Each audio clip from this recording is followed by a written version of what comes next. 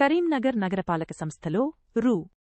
50 కోట్ల యుఐడిఎఫ్ నిధులతో చేపట్టే 69 రకాల అభివృద్ధి పనులకు కాంట్రాక్టర్లు సిండికేట్గా మారివేసిన సింగిల్ టెండర్లను వెంటనే రద్దు చేయాలని All India Forward Bloc AIFB జిల్లా ప్రధాన కార్యదర్శి బండారి శేఖర్ డిమాండ్ చేశారు.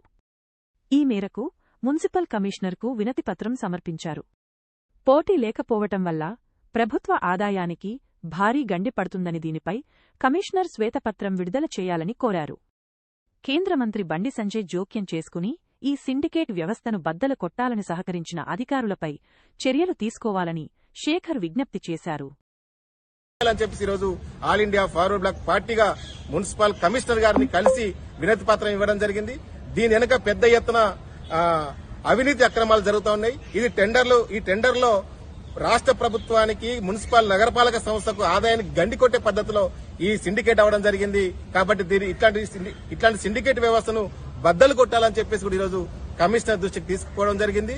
అంతేకాదు రేపు కేంద్ర ప్రభుత్వం ఇచ్చే 840 కోట్ల రూపాయలలో కూడా ఇదే పద్ధతిలో కాంట్రాక్టులు వివరిస్తే ఈరోజు రాష్ట్ర ప్రభుత్వానికి నగరపాలక సంస్థకు తీవ్రమైన నష్టం జరుగుతుంది. కాబట్టి ఇప్పుడే ఈ 50 కోట్లనే సిండికేట్ అయిన వ్యవస్థను రద్దు చేయాలని చెప్పేసి ఆ టెండర్ను మొత్తమే రద్దు చేయాలని చెప్పేసి పారదర్శకంగా పద్ధతిలో ఈరోజు టెండర్లు అందరూ పాల్గొనే పద్ధతిలో నిర్వహించి ప్రభుత్వానికి ఆదాయం వచ్చే పద్ధతిలో నిర్వహించాలని చెప్పేసి ఈరోజు కమిషనర్ కోరడం జరిగింది.